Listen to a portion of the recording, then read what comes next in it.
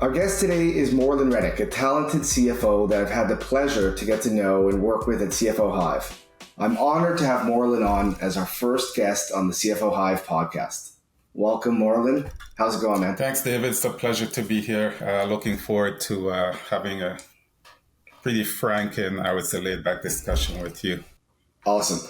So, Morlan, you're an engineer by trade, and you're a MBA, CFA, and CPA. That's a lot of letters next to your name. What am I missing there? Do I have it all? No, I think you got it. Engineer, MBA, CFA, CPA, and of course supplemented with a lot of executive leadership training at Ivy, Rotman, etc. That sounds like a lot. Take us back to the beginning, like your journey, even before that. Just, what led you on that path, and go back as far as you want?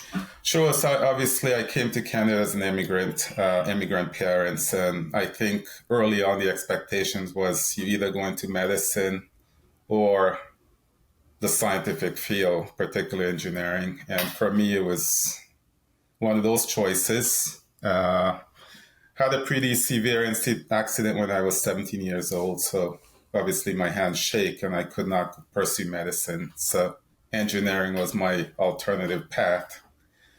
And I grew up in Montreal, so went to Valuation College, took an science program, and then from there I went to Concordia, completed 4 years of mechanical engineering. And really enjoyed the camaraderie with my friends. Obviously, it was a very small class. I knew a lot of people there. But I would say over time, my passion was really accounting and finance. I would always be reading Forbes magazine, Harvard Business Review, and somewhat rather fortuitously, I attended an information session for an MBA program at Concordia University. I had no idea what an MBA program was. And I asked several questions, what it's all about, how much do you get paid? And at the time, I think as an engineer, I was probably making low 30s. I found out that with an MBA, I could make mid to high 40s, and that was pretty exciting. Big dollars back then. Absolutely. And I still remember vividly, it was a Wednesday, and the lady said to me, well, if you're really interested, you can actually write this exam called the GMAT, which is a prerequisite to do an MBA, and it's actually this Saturday. So I actually wrote the GMAT with a couple of friends within 2 days, no prep. And I guess because of my engineering background, I did well enough. And from there, I would say I really evaluated the landscape in terms of MBA programs in the country, and found out that Rotman had a really good engineering and finance program, reached out to their admissions personnel and got accepted. And I left Montreal, came to Toronto with Rotman, not a lot of money actually, and did the two-year program at Rotman. And from there, it was just no regrets whatsoever.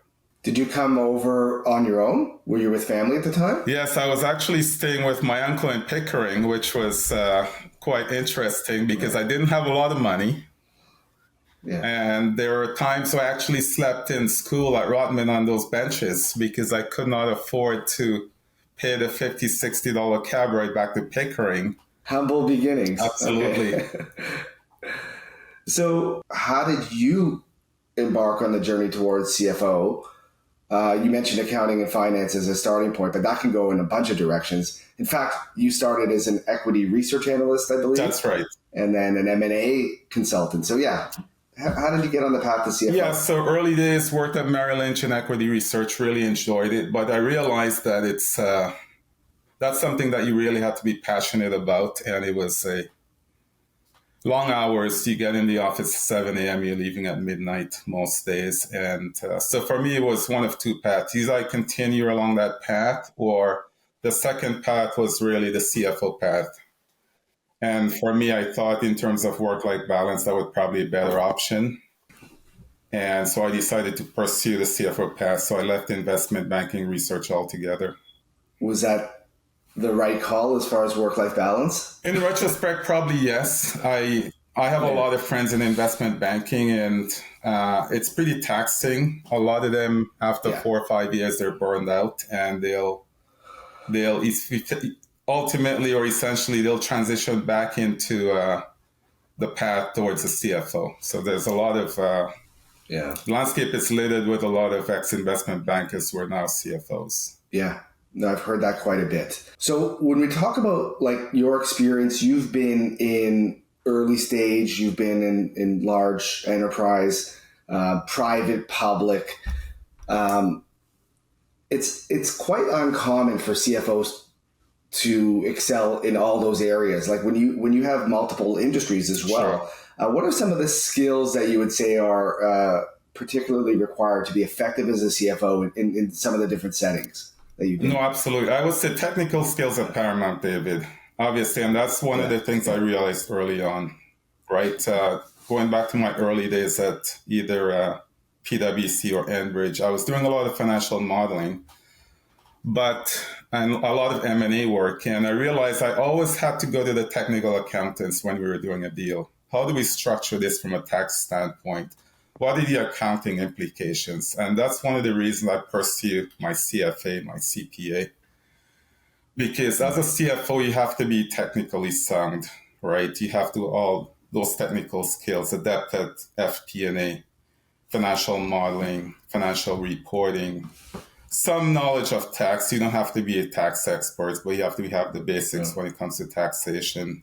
Understand accounting policy. Because if you're going to be a CFO and leading people, a lot of bright young men and women, you have to be able to know, to be able to lead effectively. So I think that's paramount for anyone who's thinking about becoming a CFO. And really, that makes you somewhat industry agnostic. If you've got the accounting and the finance skills from a foundational standpoint, I think you can transition. That really translates into any industry. Obviously, some industries, the accounting are somewhat specific, mining, oil and gas, there's some nuances. But by and large, if you've got a CFA or CPA, you can adapt quite easily. Yeah, I know we work together a bit in the healthcare space. It's where I've spent much of my career. And I think we all tend to overweight the industry experience versus the skills that somebody can bring. Absolutely. And when someone can spin off the acronyms we're familiar with, it gives us a lot of comfort. So I would agree. Sometimes it's valid. And then sometimes, hey, it's better to get somebody that has the skills. And then sometimes it's great to bring outside thoughts. So I've also been in larger companies and earlier stage companies. I certainly gravitate to the latter. What about you? And tell me about the difference, just say like on the early stage versus a big organization, large organization. How different is that environment for a CFO? No, absolutely. So, and to contrast both spectrum, I've worked at a company such as Enbridge or Direct Energy at the time, $10 billion company in North America, thousands of employees, billions in revenues. And I've also worked for my last company where I was the CFO as a 55 person company, few $1 million in revenues, and really in its infancy stages. So I would say very different experiences. I think working for smaller companies, for me, that's why I really enjoy. I think that's really within my wheelhouse. You can do a lot more, right? With a smaller company, I was not only the CFO, I headed up legal, I headed up HR as well. So for me, it was more broad-based in terms of my experiences and provided the ability to expand. Obviously, some things in my toolkit, so to speak. With a larger company, it's a lot more formalized. I would say you're a lot more confined in terms of what you can do. And I would say you have to respect the boundaries a lot more because oftentimes people say, hey, you need to stay in your lane, right? And for me, I like to take a broader perspective when it comes to the company. How can I best help this company grow, achieve its objectives, right? So I think that's pretty important when you look at small companies versus large companies. You can really have more of an imprint on a smaller company, 10 to $100 million in revenues versus a larger company. So for me, I tend to gravitate towards the smaller companies because I think I can make more of an impact.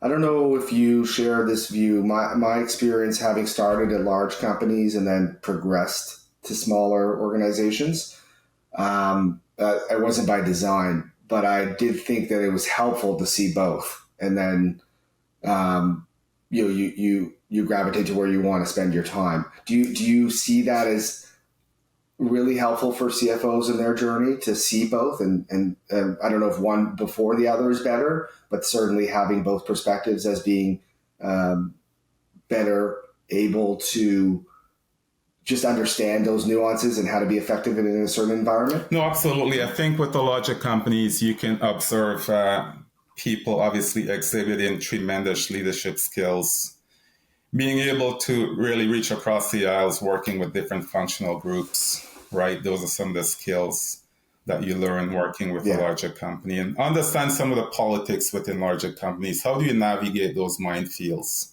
right? Whereas with a smaller company, I think you can really hone your technical skills more soundly. And what do I mean by that? For example, my preference is always to hire someone, if I had to pick who's worked in a smaller versus a larger company. So 90% of the time go with someone who's worked in a smaller company because to me, they can do more faster.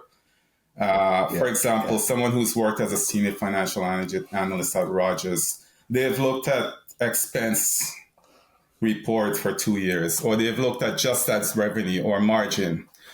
Whereas someone in a smaller companies, they're doing a three-statement financial analysis, they're doing financial modeling, they're doing financial reporting, they're assisting with board decks. Totally. They're doing so much more that really allows them to hit the ground running and really allows them to advance their learning curve much faster, I would say. So I think those are some of the contrasting differences between the two. I even feel like that applies for younger accountants in the the big four firms versus some of those smaller firms. And I remember at the time I was looking at both. I went with the big four because it felt like the prestige and the name and the right. It felt like the right thing to do.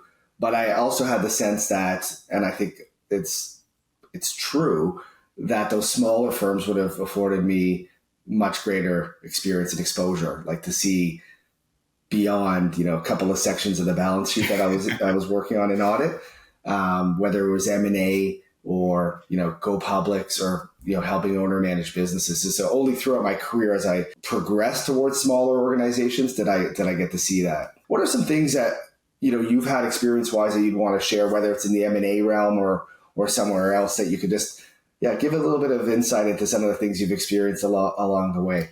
Sure. So obviously I've been working full-time since 1999. I've seen a lot. I've worked at many different companies, different roles, different industries. I would say for me, I've developed, core competencies from an M&A standpoint. I've worked at PwC. I was in a specialized group called Transaction Services, working with both strategic and financial buyers, and of course, the likes of Onyx, NB Capital, performing due diligence analysis, normalizing the EBITDA. So I learned a lot, I would say, in my 2 years there, and I was able to take that and catapult that to really, I would say, a very effective M&A role at Enbridge Direct Energy, where during my time there, I looked at over 300 companies, performed due diligence on over 100, and we bought quite a few companies doing a lot of valuation analysis. I think a lot of folks, they conflate, I would say, valuation with pricing. Those two are very different. Obviously, we see a lot of individuals looking at valuation and say, let's do a comparative company analysis. How much is the market paying in terms of a multiple of EBITDA, earnings, etc.?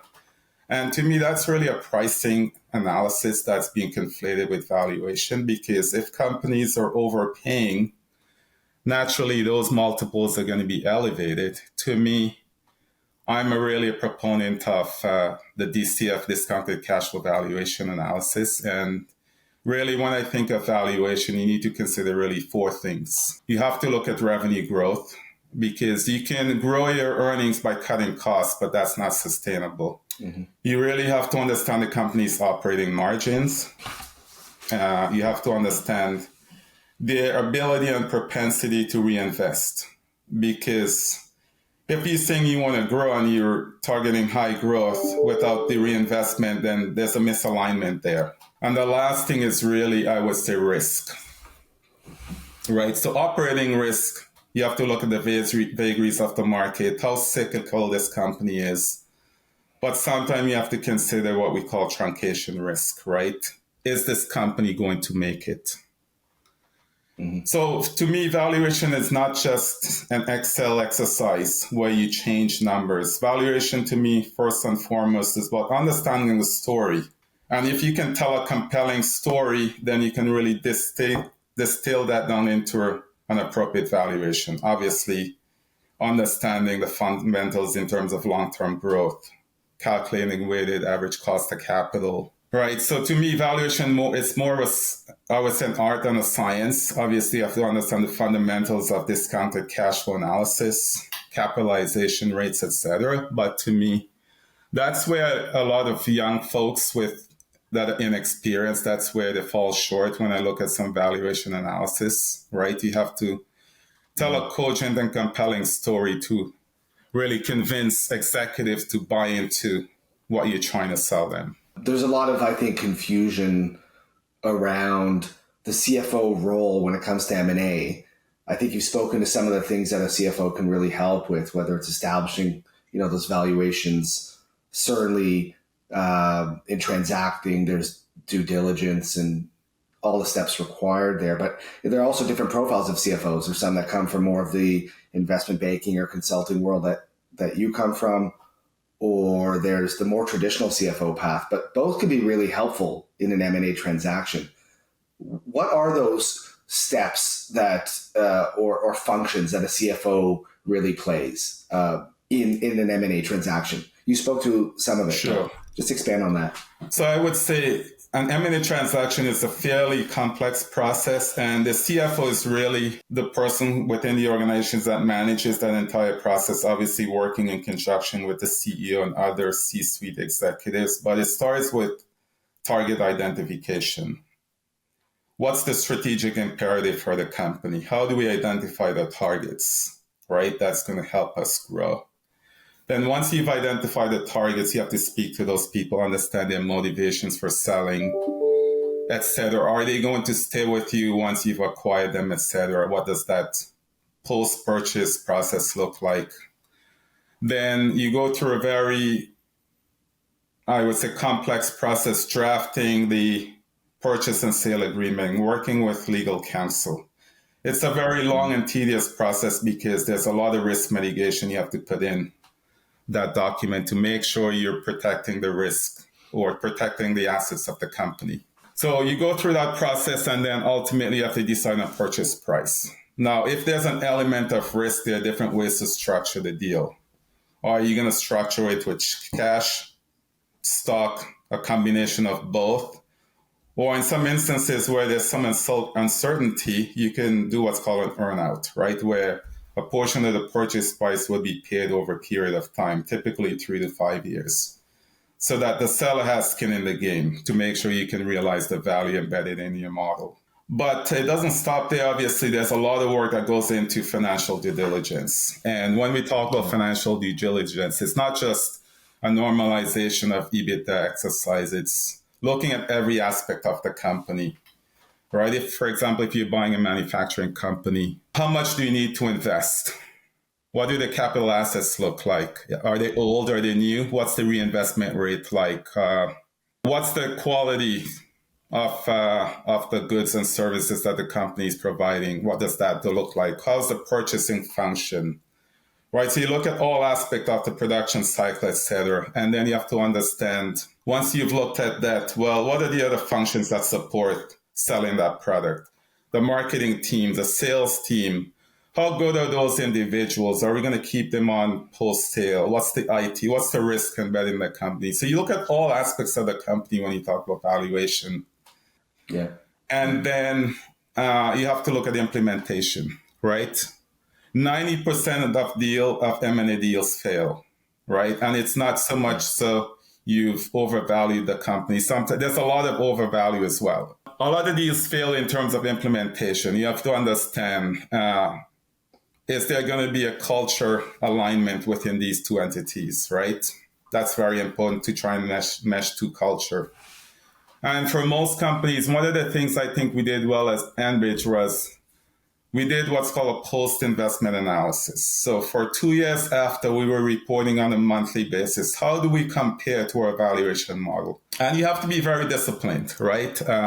There's a lot of pressure when it comes to sometimes from the top, executives, CEOs trying to do a deal, right? So if you are the valuation lead, you have to be willing to not succumb to that pressure, right? We can obviously increase the value of a company by tweaking the discount rate, tweaking the growth rate, but it's important that you stick to your guns and you don't succumb to those outside pressures. And if you have, like, I'm assuming on the sell side, if you're representing or working for an owner manager looking to sell their business, a lot of those same considerations are going to be flipped in reverse.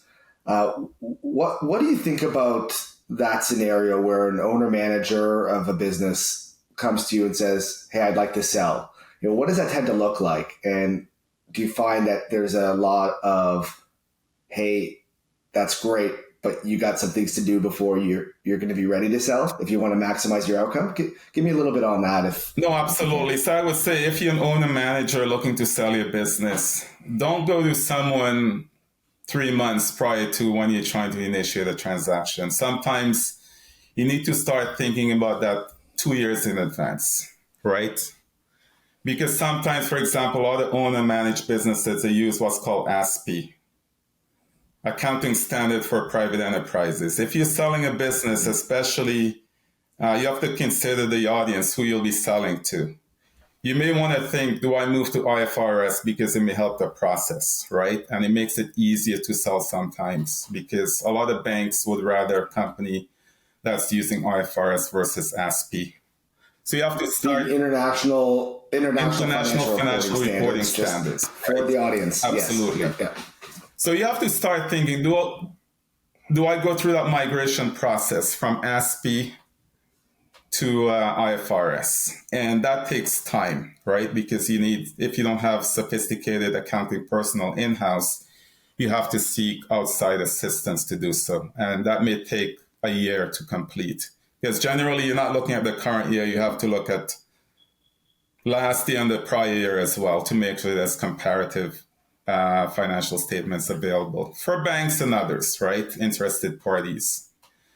You have to start thinking about potentially window dressing the company, right? How do I start optimizing and creating something the facade of higher profitability, right? So if I've got, I would say, unnecessary expenses within the company, you may want to start weaning some of those expenses out so that you can optimize your EBITDA when it comes to sale. And as you mentioned, David, you have to think like a buyer as well. Go through the same process in terms of normalization, valuation, the same rigorous process a buyer would go through as they look at your company, have to take the same process as you look to sell the company, right? So I would say a lot of the elements are ultimately the same for a buyer and or seller. And you talked about valuation versus price. In this scenario, are you looking at just all elements? You're doing a discounted cash flow analysis. You're looking at EBITDA multiples and comparables in the marketplace, sort of triangulation. No, absolutely. Obviously, I teach finance and accounting courses, and I've been doing that for about 13 years now. And for me, a DCF model is the gold standard when it comes to valuation. And then we can use some other valuation methods to essentially assess the reasonableness of our DCF model. We can use comparable multiples within the marketplace. We can use comparable transactions and some other methods. You can look at asset-based valuations to effectively determine whether or not your DCF makes sense, right? But for me, And sometimes a DCF may not be practical all the time. If you're looking at, for example, a biotech company in early stages with maybe looking at commercializing several products, you may have to look at a sum of the parts valuation, which is a typical standard valuation methodology that's used in healthcare or biotech, right? Where you look at the different product lines in terms of their gestation periods, and you have to value those separately, then add them, hence the sum of the parts valuation. So you're doing mini DCFs on different streams of cash flows because there's a different element of risk associated with each of those streams. If you've got different products, some are commercialized, obviously there's a proof of concept there. There's a lower discount risk associated with those versus those products that are not yet commercialized. There's a higher element of risk, right? So you have to look at different aspects of valuation. Yeah, which also, leads to how much opportunity there is for those businesses to increase their outcome and to increase their enterprise value, like their tangible steps. And then there's the art of it, which is probably tied to knowing what a buyer is looking for and kind of getting the skeletons out of the closet, having an answer to any of their questions that are coming, and just know how to position yourself again for a maximized outcome. So real ROI for a business to take those steps and get the right help, be it from a CFO or people that they have already in-house that can help. What do you tend to find in those types of businesses that are thinking about selling? Again, the owner-managed type of business. Yeah. You probably walk in there and find there's a lot more that needs to be done, like at a foundational level. Maybe they have a bookkeeper, controller, but probably don't have a CFO. What's lacking there? What are some of the other things you tend to say, hey, like before we even talk about the sort of window dressing, the P&L, like we've got to get some basics down? No, absolutely. And I see that a lot, David. Great question. So for me, something as basic as the accounting finance personnel, right? The caliber of individuals within those roles. Oftentimes we see a lot of companies with, I would say, suboptimal employees in those roles. And obviously that can be quite dangerous sometimes because sometimes there's a lot of cleanup that needs to be happening. You have to sanitize the accounts because there's been a lot of errors that have compiled over the years and aggregated. So you have to go through that cleansing exercise working and obviously advise them. You need a proper controller, right? You need to have, I would say, decent accounting personnel. You need to have the ability to have data because as a buyer, you're going to perform in due diligence. You want to have access to data, right? Data is very important because it helps you tell a story. If you don't have even as simple as the right financial system that can provide that data, then it's obviously, I would say, a red flag and something that would need to be corrected, I would say, immediately. So oftentimes I see, I would say, a lot of institutional knowledge housed within one individual. That's typically the owner founder. Obviously, you have to be able to delegate and trust your people, right? Because ultimately, that's a lot of risk.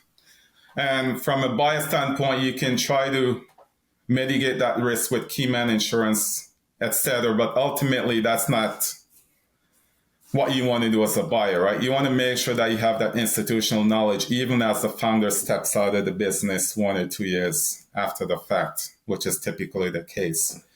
So you want to make sure that list is that knowledge is propagated across employees within the organization. Internal controls is another one, right? Where with a lot of small companies, there's a lot of work that needs to be done as it pertains to internal controls, because typically medium to larger companies, they're very, I would say, proficient from an internal controls perspective. What I see with a lot of smaller companies, those things are lacking.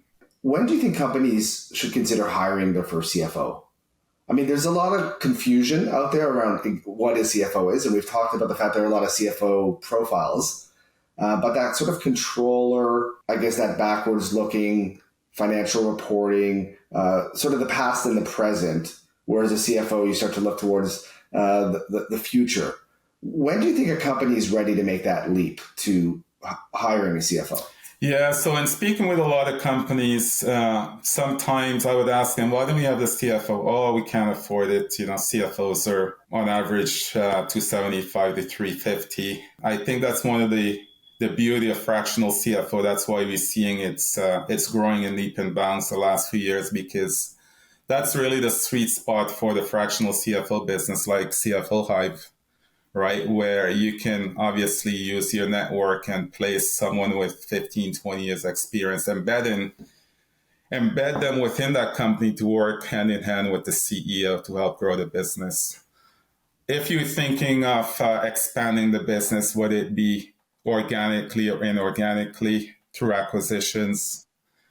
If you're thinking of financing the business, trying to grow the business, if you're thinking the business has grown, but obviously we don't have that level of sophistication within the business. I've looked at a lot of companies and I'll ask them, hey, can I see your budget or your 3-year strategic plan? And hey, no, we don't do a budget, or what's a strat plan, right? Short for strategic plans. So if you don't have a lot of those elements in place, it's probably the right time to start thinking about hiring a CFO, right? If you think you'll be selling in a few years and you'll be selling to a larger strategic buyer, for example, who will have a board, you have to start thinking about, should I establish a board? And they start thinking about board reporting and what does that entail, right? If you don't have adequate data and you're not reporting on a monthly basis, start thinking about perhaps how can a CFO help? A lot of these businesses, they've got a decent controller, but the controller is really accounting focus. A CFO brings a much broader perspective. A lot of owner-managed business, they think of debt as something that's bad. Oh, I have no debt in my business. Actually, debt is very good because typically debt is cheaper than equity. So if you can utilize that to the point where you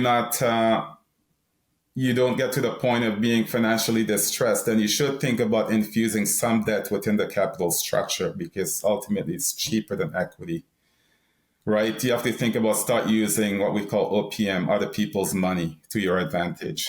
Is there a revenue number or some indicator that could be helpful for businesses? I can imagine that when you're running fast, growing your business, very much operations focused and sales focused as a founder owner, you might get way past the point and then something's on fire, and that's when you realize all the things you're talking about are needed.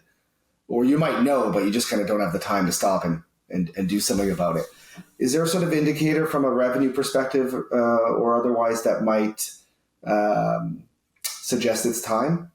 Yes, I will say this, David. Revenue growth is fantastic, but you're not in business to grow revenue, right?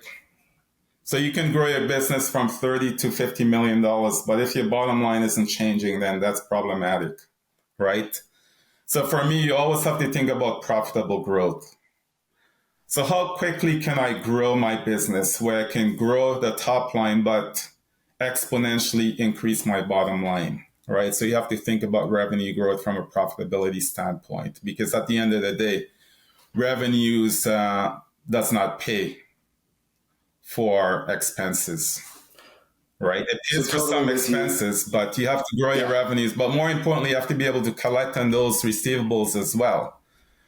So I've seen a lot of business, if they're maniacally focused on growing revenues, and then their bad debt will go from 1% to 5%, 7%, which is uncollectible. So to me, you have to grow revenues, but you have to have the infrastructure in place to make sure you can realize that and benefit from that revenue growth, right? And that's why having a CFO is so important. I've heard business owners talk about how great their growth is, and they can't even tell you what their bottom line is, what their EBITDA is. They just are so top line focused. And so I think that's really important. My question was getting more at, though, is there a number like 10 million or 20 million or 30 million in revenue? And I'm sure it depends on the complexity of the business. But when you can say, hey, that's a good time to really start thinking about a CFO. Should a $1 million business think about a CFO? Or is it, I guess what I'm asking, is there a number?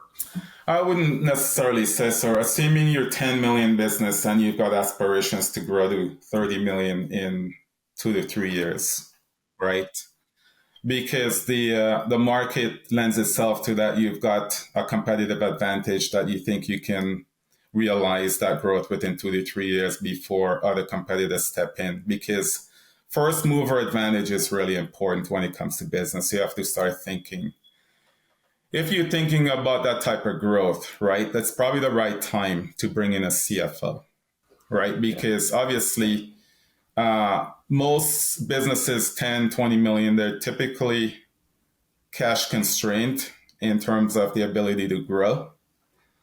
So ultimately, if you're thinking of growing, let's say from 20 to $40 million, that's effectively doubling a business in 1 to 2 years. It would be difficult to do that just using equity. So how can you strategically, again, use that to your advantage? And you need a CFO to help pitch that deal to whether it be outside investors and or the bank, right? So you have to provide a compelling story to investors as to why do we need those funds? What's the growth story like? Okay. How are we going to get the necessary employees to grow the business, whether it be sales, marketing? What does that look like, right? Because again, you can't just, if you're thinking of stealing salespeople from your competitors, that's a very expensive proposition. How are we going to compensate those salespeople, right? Love it. Thank you. Morlan, gear change. You're a teacher. You mentioned it. I think that's an amazing quality because I've seen it play into your CFO role many times. How does it play in? Tell our audience a little bit about how being a teacher has kind of impacted you in your CFO role. No, absolutely, David. So as I mentioned before, as a CFO, you have to be technically sound. But once you've amassed those technical skills, you have to have the ability to teach others, right? You have to be the ability to lead, to mentor, and help grow your employees. Because if your employees feel like they're growing, they're somewhat adequately compensated, and they feel there's a future because they're receiving amazing mentorship or leadership, they'll stay with you for a while because turnover is very expensive for any company. Yeah. And over my 13 years teaching, I've taught thousands of students with very diverse backgrounds. And as a teacher, you have to be able to have the ability to connect with different personalities.